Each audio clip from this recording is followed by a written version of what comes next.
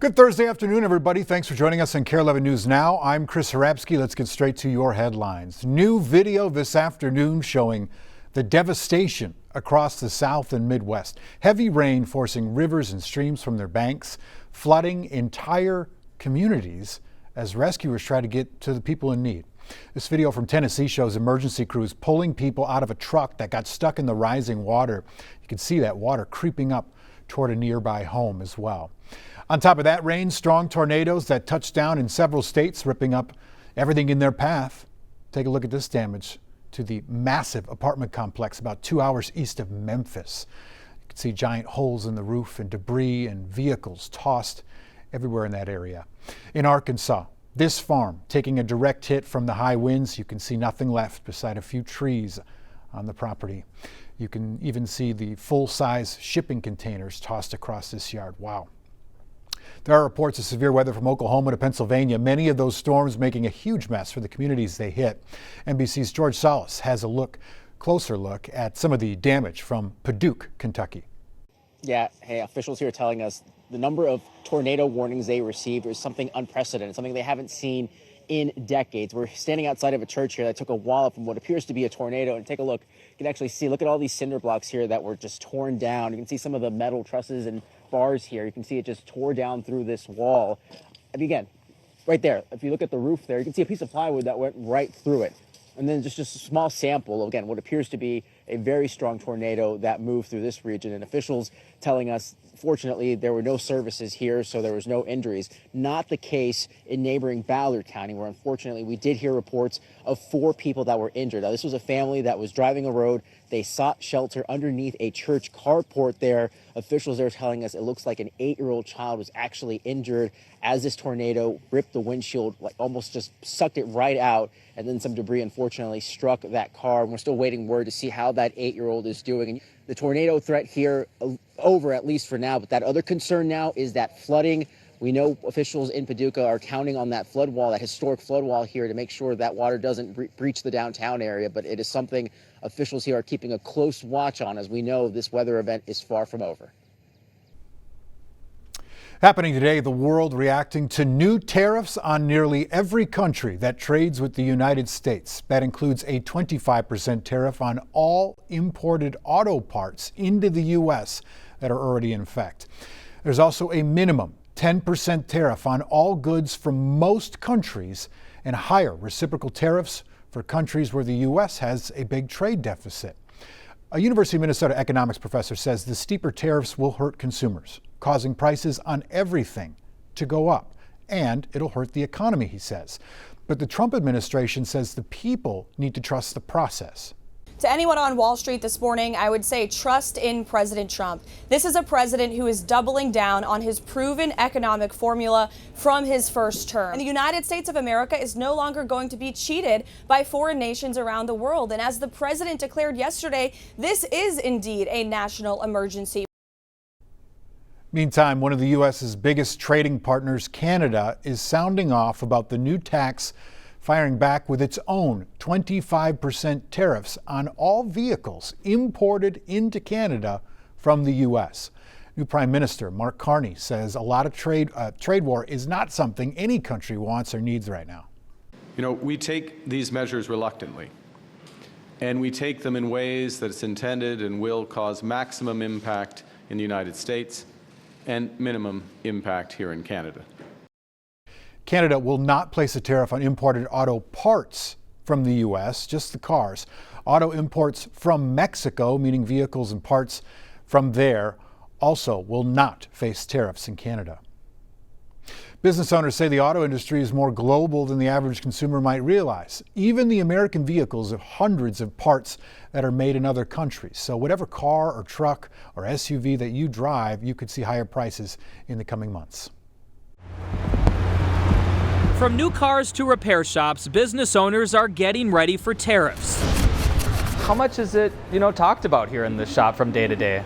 Pretty regularly. It probably comes up a couple times a week. At Signal Garage Auto Care, Ethan Derry is more than willing to talk tariffs. Pretty much anything you can see under the hood of a car is probably going to be affected throughout the next few years here. But the politics behind them, hands off on that one.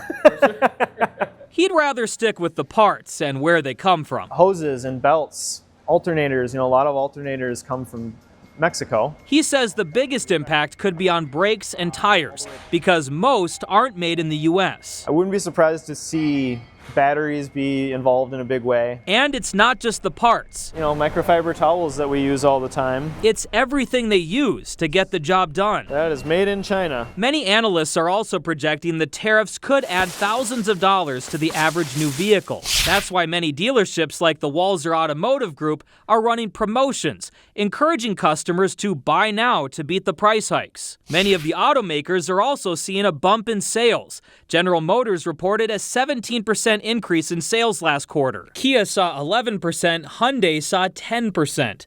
Some in the industry are calling this the Trump bump before the tariffs. For car repairs, Derry suspects some of the price hikes will happen right away. Others will happen later this year. So if you want to save money, he recommends getting your vehicle inspected as soon as possible. That allows you to make a plan, right? So if you can go into a shop and they tell you, hey, you're going to need brakes in 6 months, well, maybe you get brakes in 2 months instead of 6. Gordon Severson reporting there. Another impact we might see is fewer options when it comes to car parts, especially for low-cost generic parts. Business owners say those parts are usually cheaper because they're made in countries with lower wages. And if those countries are hit with higher tariffs, some auto suppliers may decide to drop them because they're no longer a cheaper option. New today, Minnesota State Mankato says 5 international students have had their student exchange visas, the record of them terminated by DHS. The school nor the students were notified, according to MSU President Edward Inch. MSU Mankato says they are also monitoring the situation with international employees. The school notified their campus earlier this week that a student was detained by ICE at an off-campus home last week. Local law enforcement in Mankato, including the police department and Blue Earth County Sheriff's Office, say they had no prior knowledge of the incident and they were never contacted by ICE. New this afternoon, the barn could soon have a new name. The University of Minnesota says it's exploring naming rights for Williams Arena. The arena has been around for nearly 100 years and is the home for Gophers men and women's hoops. It's also hosted high school state basketball tournaments and the Big Ten Wrestling Championships.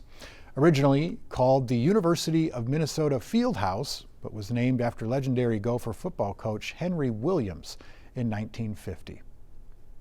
Still on sports, Timberwolves and Lynx are a big step closer to officially having new ownership. According to multiple reports, current Wolves owner Glenn Taylor has agreed to fully transfer ownership of the franchises to Mark Lohr and Alex Rodriguez.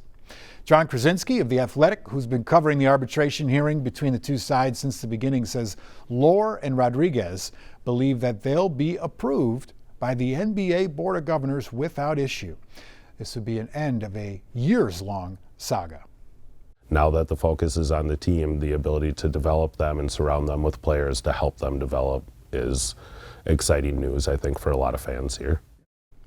Lohr and Rodriguez need the approval of 23 out of the 30 total current NBA owners, including Taylor, to approve the sale, which they are expected to get. Happening right now, the gates are open at Target Field. Baseball is back in the Twin Cities. The Twins have their home opener today against the Houston Astros. First pitch is at 3:10. Twins are coming into today's game on a hot streak. They got 2-game winning streak right now. All those fans will have plenty of new food to eat at Target Field, and several old favorites will be there as well. Sammy Selena tried almost all of them for us, and here's her take. So close you can almost taste it. Let's see. The Twins' home opener is this Thursday. And while staff is prepping the field, we're preparing our taste buds. Brought new items in to kind of add to what we're offering here in the ballpark. Target Field and the Twins are giving us a sneak peek of new foods offered this season. We have a nice sweet and sour fried pork. Chef Yi Vang is back with some more delicious Hmong food. Key thing to this dish is actually the fresh cucumbers and the pickled carrots on top. One of the many local vendors offering their food at the ballpark. They got pork belly, they got sandwiches, they got boba, they got brats. They got brats. Brats. Brats? Brats. Not like Brat Summer? No. bratwurst. And it's a good thing there's a lot of options because Twins fans so far have a bitter taste in their mouths. First 4 games have not been exactly what we wanted. If you were to think of the Twins season as a meal, we only really got a taste so far. What did that spoonful taste like? What did those first couple games taste like? Well, if I was trying it for the first time, I wouldn't be too excited. Aside from the stadium food we all know and love, there's grilled Spam sandwiches, Pizza Luce pickle pizza, Lord Fletcher's fish tacos, official fried chickens, chicken and waffles. I'm just a little full. They're part of more than a dozen new options. We have the chopped Southwest burger with chopped beef patty, chorizo, jalapeno aioli.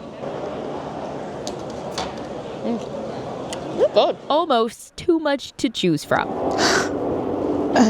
But fans are leaving room this season in hopes it gets sweeter. Yeah, it's just like a bad first appetizer, but you're hopeful of the main course. And if the stadium menu is any indication of what's to come, I like everything I've tasted so far. hopefully they taste victory.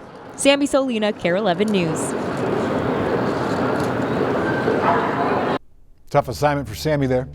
We'll leave you with a nice look at Target Field right there. Stick with us. More news and weather coming up after the break.